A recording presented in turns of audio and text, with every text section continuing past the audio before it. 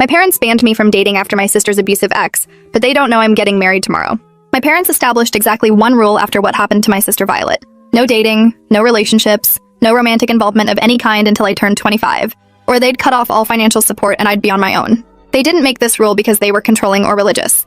They made it because they'd watched Violet's boyfriend Derek systematically destroy her over 3 years, isolating her from friends, convincing her she was worthless, and finally putting her in the hospital with a fractured skull when she tried to leave. She was 22 when it started, the same age I am now.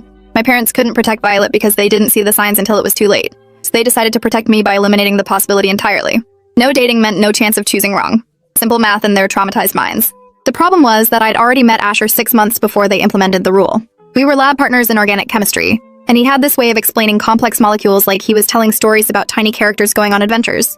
He made me laugh during the most stressful semester of my pre-med track, and somewhere between bonding over failed titrations and celebrating our first successful synthesis, I'd fallen completely in love with him. When my parents announced the new rule 3 weeks after Violet got out of the hospital, Asher and I had already been secretly dating for 2 months. I went home that night and cried in his apartment, convinced we'd have to break up because I couldn't survive without my parents' help paying for medical school. Asher held me and said we'd figure it out together, that 3 years wasn't forever, and he'd wait as long as it took.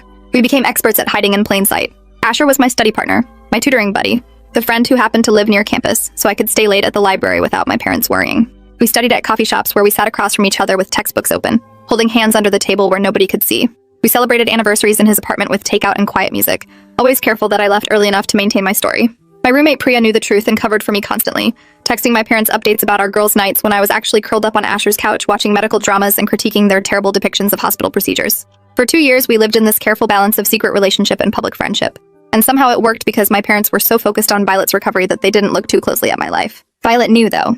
She figured it out about 8 months in when she came to visit me at school and saw the way Asher and I looked at each other in the campus center.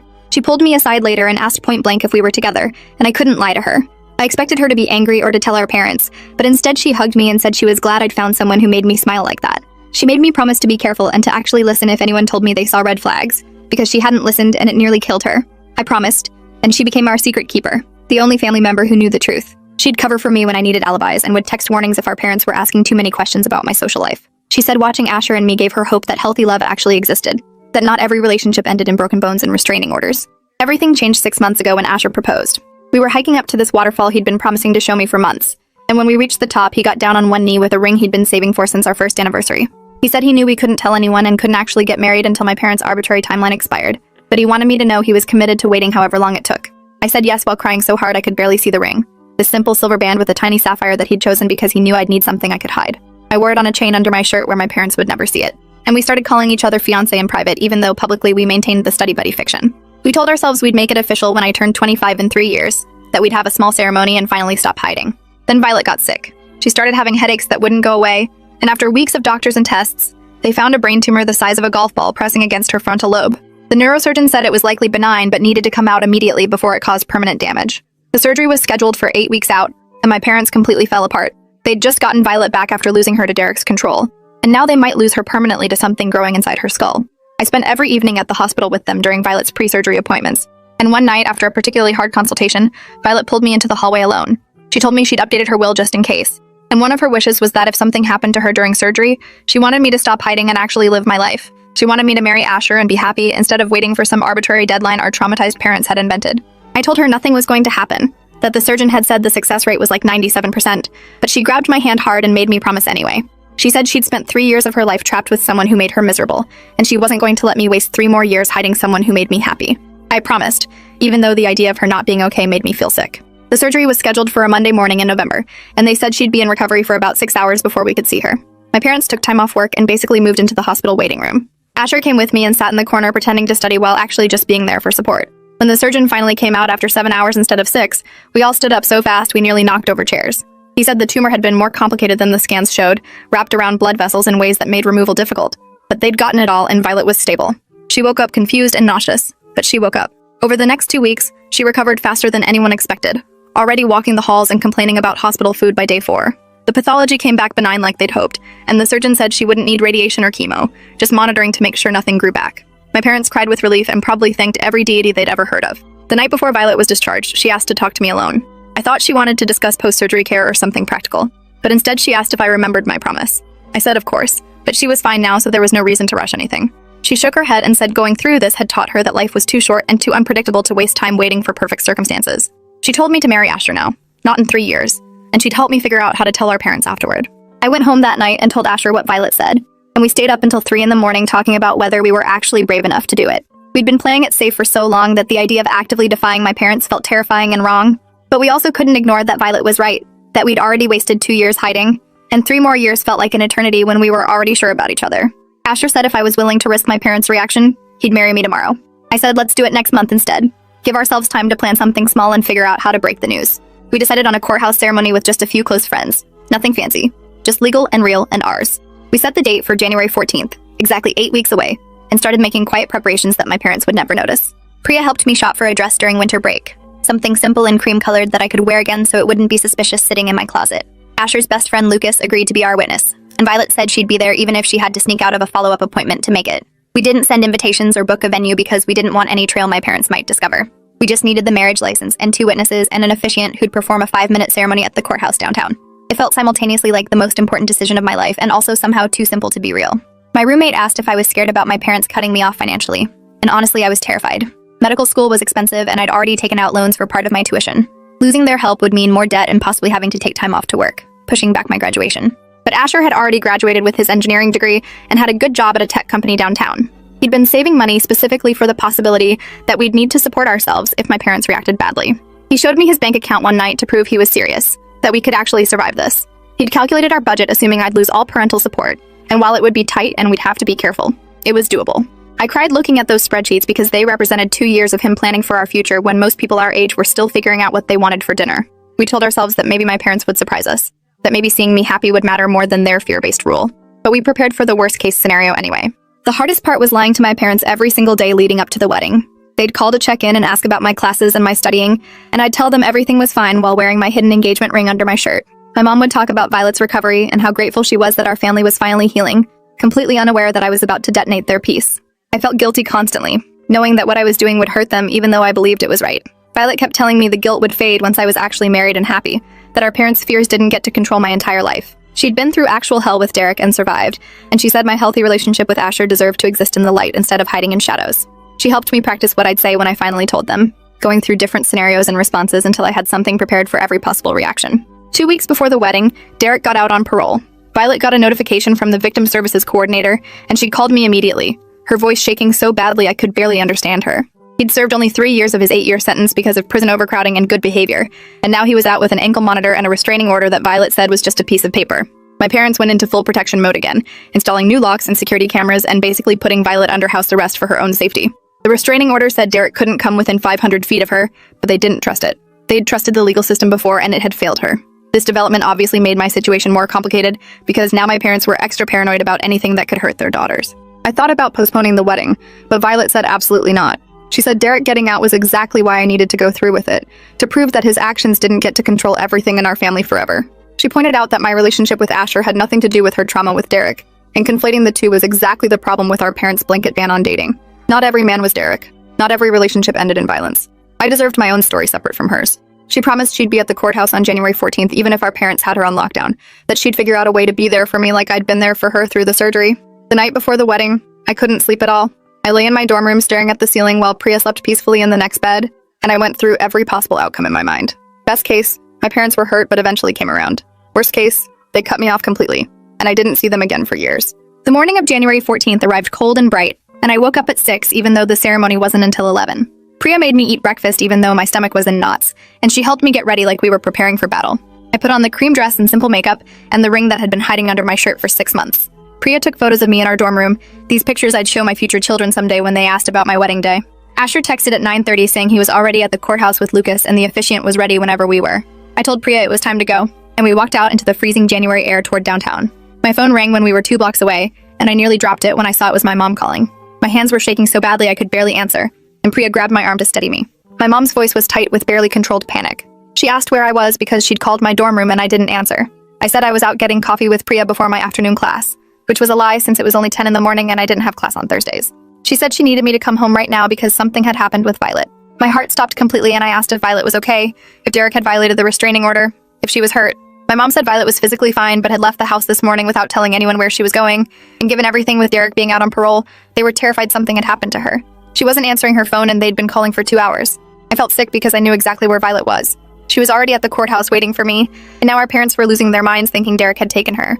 I told my mom I'd try calling Violet too and would let her know if I reached her, then hung up before she could ask more questions. Priya looked at me and asked what we were doing, and I said we were still going to the courthouse because Violet was clearly committed to being there even if it meant our parents panicking. I texted Violet asking if she'd seen Mom's calls, and she responded immediately saying yes, but she'd silenced her phone because today was about me and she wasn't going to miss it. She said she'd text Mom after the ceremony to say she'd been at a friend's house and lost track of time. I felt horrible that my wedding was causing this chaos, but we were already 3 blocks from the courthouse and Asher was waiting, and turning back now felt impossible.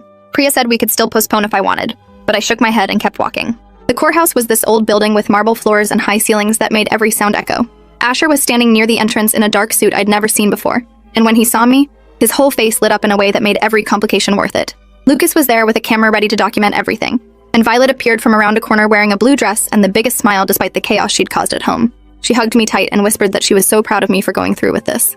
The officiant was a kind-looking woman in her 50s who guided us to a small room on the 3rd floor where ceremonies happened. The whole space felt surreal. This tiny room with fluorescent lights where people made lifelong commitments between lunch breaks and parking ticket payments. The officiant asked if we were ready and Asher took my hand, and suddenly we were saying vows we'd written on notebook paper at 2 in the morning. Asher promised to support my dreams even when they meant years of medical school stress and sleepless residency shifts.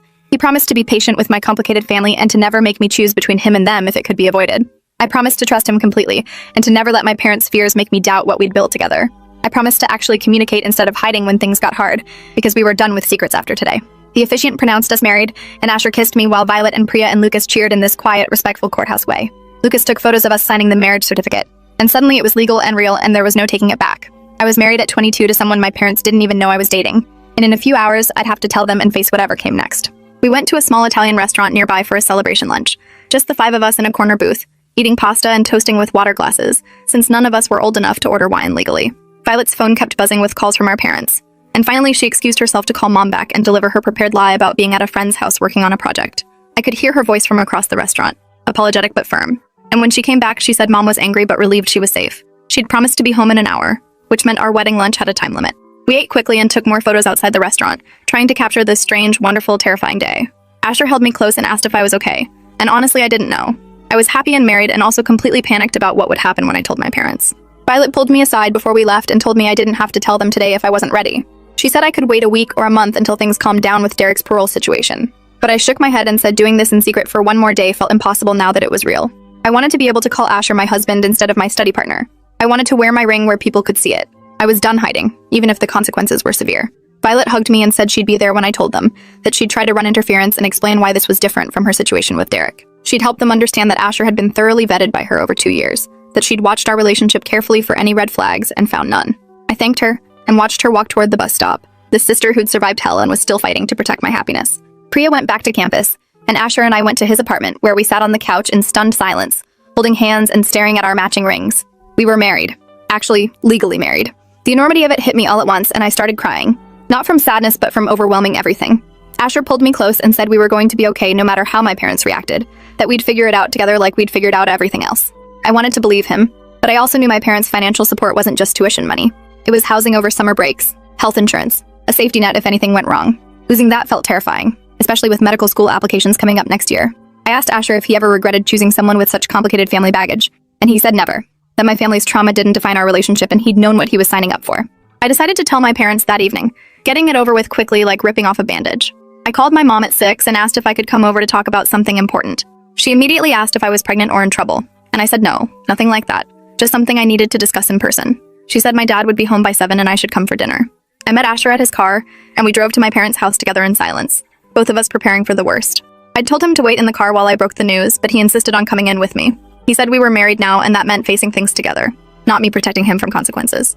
We pulled up to my childhood home and sat in the driveway for 5 minutes gathering courage before finally walking to the front door. My mom opened it before I could knock, and her face lit up seeing me before falling when she noticed Asher behind me. She asked who he was, and I said he was my study partner from school, who'd driven me here because my car was having issues. Another lie, but my last one, because in about 10 minutes everything would be true. We went inside and my dad was setting the table, and he looked up and did the same double take seeing Asher. My parents had literally never met him despite 2 years of relationship because our cover story only worked if they never saw us together. Violet was already there sitting at the counter, and she gave me an encouraging nod. My mom asked if Asher wanted to stay for dinner, and I said, actually yes, he should stay, because I needed to tell them something and he was involved. We all sat down at the dining room table with this lasagna my mom had made, and the normalcy of the scene felt bizarre given what I was about to say. My dad asked how school was going and I said fine, then took a deep breath and told them I needed to confess something I'd been hiding. My mom's face immediately tensed, and she glanced at Violet like she thought this was about Derek somehow. I said it wasn't about Violet or Derek or anything dangerous, but they weren't going to be happy about it. I pulled the chain out from under my shirt and showed them the ring I'd been hiding for 6 months, and both my parents stared at it without comprehension. I said Asher and I had been dating for 2.5 years, that we'd met before they implemented the no dating rule, and had continued seeing each other in secret because I couldn't give up either him or their support for medical school. The silence that followed was suffocating. My dad asked if I was joking, and I said no, completely serious. My mom looked at Asher like he was a stranger who'd broken into her house, which I guess in her mind he kind of was. She asked how I could be so selfish and reckless after everything they'd been through with Violet, and I felt my face get hot with shame and anger. I said I understood their fear, but Asher wasn't Derek, that lumping all men together because of one terrible person was unfair and unhealthy. Violet spoke up and said she'd known about the relationship for 2 years and had been watching carefully for any warning signs, that Asher had treated me with nothing but respect and kindness the entire time. My dad stood up from the table so fast his chair nearly tipped over. He said I'd betrayed their trust and broken the one rule they'd established to keep me safe, and there would be consequences. I said I knew about the consequences, but I needed them to understand something first. I pulled out my phone and showed them photos from the past 2 years. Asher and me studying at coffee shops, him helping me move into my dorm, us volunteering together at the free clinic downtown. Violet had secretly taken some of them, documenting a relationship my parents never knew existed.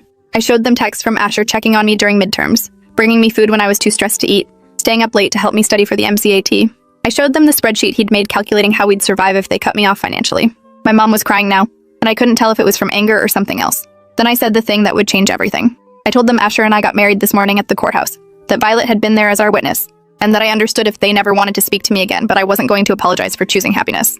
The explosion I expected didn't come immediately. Instead, my dad sat back down heavily and put his head in his hands.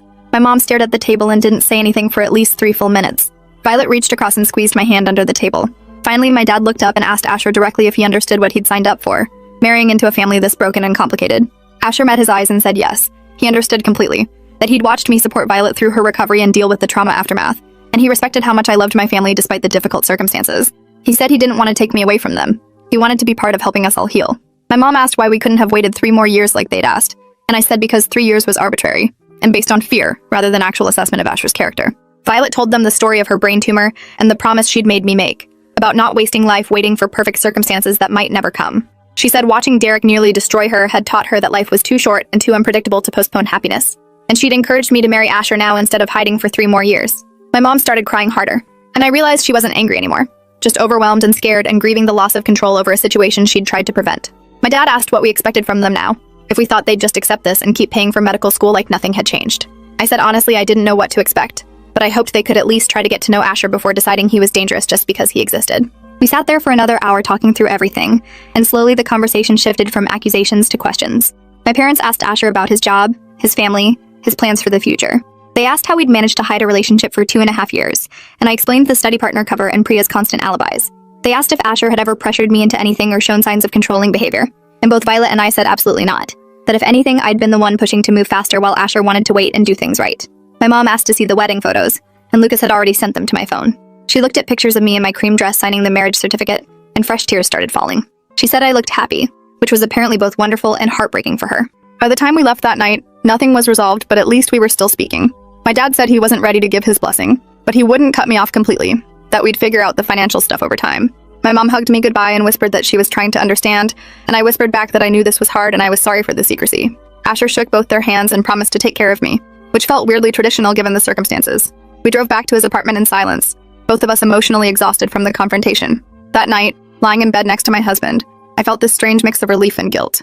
Relief that the secret was finally out, guilt that telling the truth had hurt my parents so deeply. The next few months were complicated and messy.